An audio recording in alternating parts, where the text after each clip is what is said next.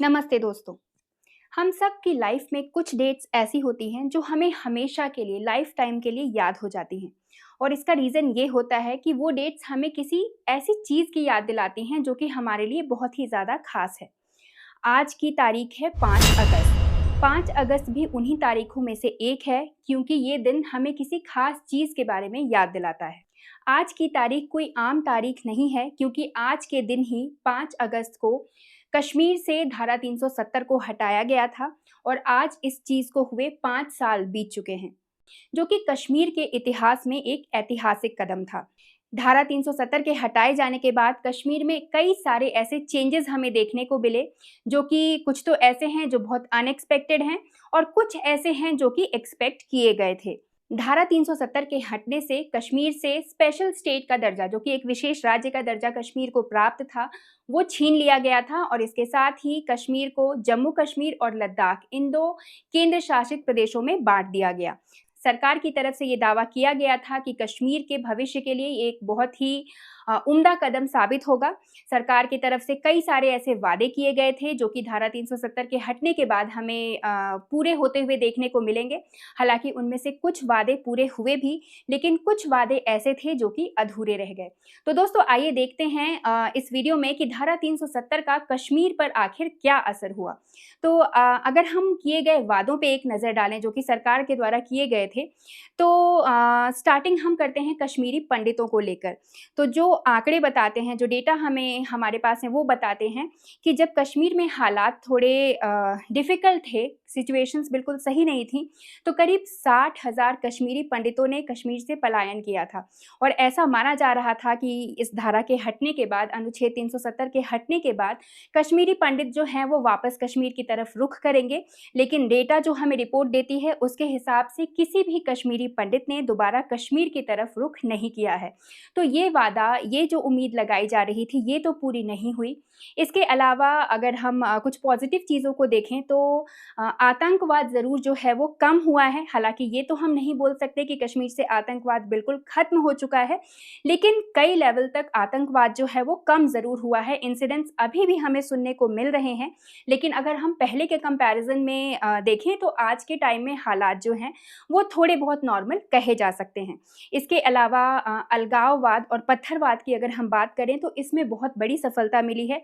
99% आप बोल सकते हैं कि पत्थरबाजी अब कश्मीर से बिल्कुल ख़त्म हो गई है। और इसके अलावा हालांकि दोस्तों पॉजिटिव चेंजेस ही हमें ज़्यादा देखने को मिले हैं। रोज़गार के अवसर ज़्यादा पैदा हुए हैं। टूरिज़्म की अगर हम बात करें तो कश्मीर में टूरिज़्म को भी बहुत ज़्यादा बढ़ावा मिला है।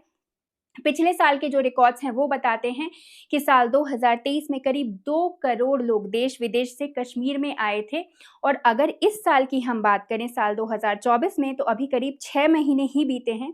7वां महीना अभी क्रॉस हुआ है और अब तक ही 1 करोड़ से ज़्यादा टूरिस्ट जो हैं वो कश्मीर में आ चुके हैं।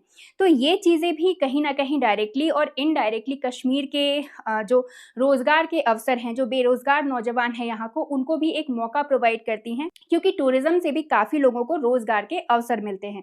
तो ये एक पॉजिटिव कदम जो है वो बताया जा सकता है धारा 370 के हटने के बाद। हालाँकि सरकार की तरफ से ये दावा किया गया था कि अब कश्मीर के जो नौजवान हैं, कश्मीर के जो बच्चे हैं, वो धारा 370 के हटने के बाद उनका भविष्य जो है वो अंधकार में नहीं होगा, उनका भविष्य ब्लैक नहीं होगा, बल्कि स्कूल्स में दिखने वाले ब्लैक बोर्ड में उनका भविष्य होगा। जिन नौजवानों के, इवन बच्चों के हाथों में भी, क्योंकि पत्थरबाजी जब चलती थी यहाँ पे तो ऐसा नहीं था कि बड़े लोग जो हैं केवल उन्हीं के हाथों में पत्थर होते थे और वो पत्थरबाजी किया करते थे। छोटे-छोटे बच्चों के हाथों में भी पत्थर देखे जाते थे। तो सरकार ने ये भी दावा किया था कि अब छोटे-छोटे बच्चों के हाथ में, नौजवानों के हाथ में पत्थर नहीं देखे जाएँगे, बल्कि मोदी सरकार जो है अब उन नौजवानों के हाथ में लैपटॉप पकड़ाएगी। तो कहीं न कहीं ये वादा जो है वो ज़रूर पूरा हुआ है। पत्थरबाजी 99% तक अब कश्मीर में ख़त्म हो चुकी है। हालाँकि हालात काफ़ी बदले हैं। पहले का कश्मीर और अभी का कश्मीर बिल्कुल एक दूसरे से अलग है। अगर आप में से कुछ लोग ऐसे हैं जो धारा 370 के हटने के पहले, यानी साल 2019 के पहले कश्मीर घूम के आ चुके हैं, तो आपको ज़रूर ये आइडिया होगा। अगर आपको दोबारा अभी जाने का मौका मिले तो आप जाके देख सकते हैं। आप बिल्कुल क्लियर जो है वो कंपेयर कर पाएँगे कि पहले की सिचुएशन और अभी की सिचुएशन बिल्कुल अलग है। इसके अलावा दोस्तों कश्मीर की जो अंतर्राष्ट्रीय छवि है, कश्मीर को लेकर दूसरे देश जैसी सोच रखते हैं, उसमें भी काफ़ी बदलाव हुआ है। पिछले 2-3 सालों में कई ऐसे इंटरनेशनल प्रोग्राम्स हैं जो कश्मीर में ऑर्गेनाइज़्ड हुए हैं। तो ये साबित करने के लिए काफ़ी है कि कश्मीर को लेके लोगों की जो कश्मीर की जो छवि लोगों के मन में बनी हुई थी, उसमें भी अब काफ़ी बदलाव देखने को मिला है। और उसके अलावा जम्मू कश्मीर में आर्थिक विकास भी आप देख सकते हैं, जो निजी निवेशक हैं वो अब कश्मीर में इन्वेस्ट करने के लिए रेडी हैं, वो कश्मीर में अब औद्योगिकरण की ओर बढ़ रहे हैं। तो इससे भी रोज़गार के काफ़ी ज़्यादा अवसर कश्मीर में पैदा हो रहे हैं, जो कि एक आप कह सकते हैं कि कश्मीर की इकोनॉमी को बूस्ट करने वाला एक कदम है। साथ ही कश्मीर में बने जो पुराने धार्मिक स्थल हैं, कई ऐसे स्थल हैं जिनको पहले उतनी इम्पोर्टेंस नहीं मिल रही थी, और इसका रीज़न भी दोस्तों जेन्युइन है, क्लियर है, क्योंकि पहले आतंकवाद जो है वो इस लेवल पे कश्मीर में था कि लोगों को उस तरफ रुख करने में डर लगता था। ऐसा नहीं था कि टूरिस्ट जाते नहीं थे, लेकिन जिस तरह से अब टूरिस्ट कश्मीर में पहुँच रहे हैं, पहले के टाइम में ये सिचुएशन कश्मीर में नहीं देखी जाती थी। अभी के टाइम में आप विंटर सीज़न हो, समर सीज़न हो, कहीं भी जाइए आपको हर जगह टूरिस्ट दिखाई देंगे, क्योंकि कहीं न कहीं लोगों के मन से जो डर है, जो भय है, आतंकवाद का जो खतरा था, वो धीरे-धीरे अब कम होता नज़र आ रहा है। तो इसी वजह से जो धार्मिक स्थल हैं, जो कश्मीर के पुराने वैसे मॉन्यूमेंट्स हैं, जिनकी तरफ सरकार का या किसी का कोई ध्यान नहीं जा रहा था, अब उनके रिपेयर की तरफ भी लोग कदम उठा रहे हैं, सरकार कदम उठा रही, और आप कह सकते हैं कि एक तरह से उनका सुंदरीकरण किया जा रहा है ताकि टूरिज़्म को और ज़्यादा बढ़ावा मिल सके। इसी कड़ी में अगर हम अमरनाथ यात्रा की बात करें तो इस साल अमरनाथ यात्रा ने भी पिछले साल के सारे रिकॉर्ड्स तोड़ दिए हैं, और यात्रा जबकि अभी भी चल रही है, लेकिन अभी यात्रा के 35 दिनों में ही करीब 5 लाख लोगों ने अमरनाथ गुफा में भी दर्शन कर लिए हैं। तो ये चीज़ें जो हैं, ये डेटा हैं, ये आपको बताने के लिए काफ़ी हैं कि पहले की सिचुएशन में और अभी की सिचुएशन में कितना डिफरेंस है और क्या डिफरेंस है। तो बेसिकली 370 के हटने का बहुत ही ज़्यादा असर कश्मीर में अब बीते 5 सालों में देखा जा सकता है। हालाँकि हर साल ये कंपैरिज़न हुआ है, लेकिन आज साल 2024 में आप कह सकते हैं कि धारा 370 को हटे हुए पूरे 5 साल हो चुके हैं। तो आपको बहुत ही ज़्यादा डिफरेंसेस पहले और अब की तुलना में देखने को मिल जाएँगे। दोस्तों अब थोड़ा ये जान लेते हैं कि जिस धारा के बारे में, जिस अनुच्छेद के बारे में हम बातें कर रहे हैं, जिसके हटने से कश्मीर में हमें इतने सारे चेंजेस देखने को मिले, आखिर वो धारा है क्या और उसमें क्या-क्या प्रावधान थे? आखिर क्या ऐसी दिक्कतें थी उस धारा की वजह से, जिसकी वजह से सरकार को अनुच्छेद 370 हटाना पड़ा?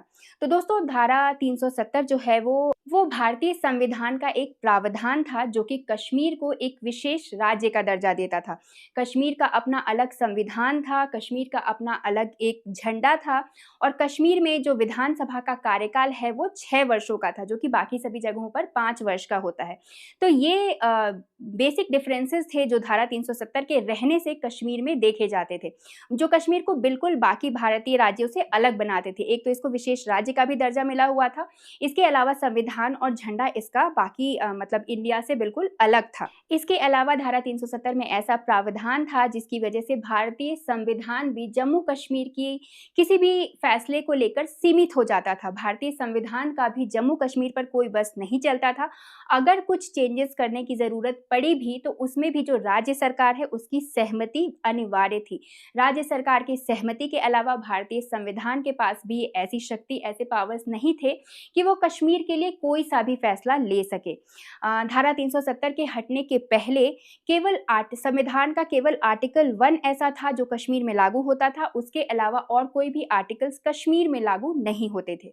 आर्टिकल 370 के कारण ही कश्मीर में आर्टिकल 356 भी लागू नहीं होता था, जिस वजह से भारत के राष्ट्रपति के पास भी ऐसे कोई पावर्स नहीं थे कि वो कश्मीर में किसी भी तरह के फैसले को या किसी राज्य सरकार के किसी फैसले को बर्खास्त करने का पावर रख सके।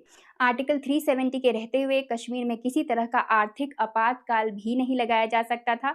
तो एक तरह से कह सकते हैं कि भारतीय राष्ट्रपति के पास जितनी पावर्स थीं, जब तक कश्मीर में आर्टिकल 370 था, वो सारे पावर्स उनको कश्मीर में किसी तरह का डिसीजन लेने के लिए अलाउ नहीं करती थी। भारतीय राष्ट्रपति भी जो थे वो कश्मीर के मामले में कहीं न कहीं बेबस हो जाते थे और सरकार खुद को बंधा हुआ फ़ील करती थी।